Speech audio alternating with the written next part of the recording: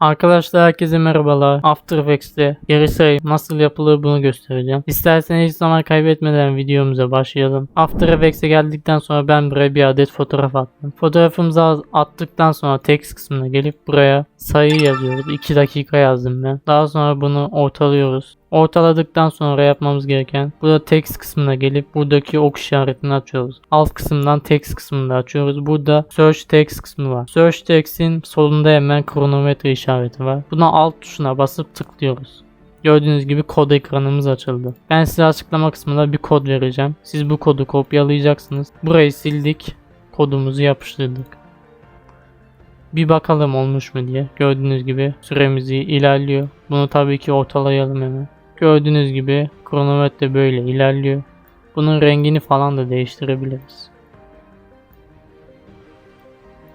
Tabii ki siz bunu göz zevkinize göre ayarlayabilirsiniz. Gördüğünüz gibi geriye doğru sayıyor.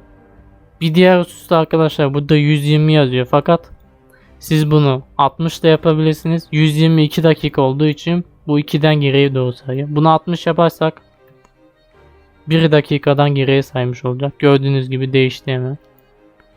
Videomuz bu kadar arkadaşlar. Görüşmek üzere.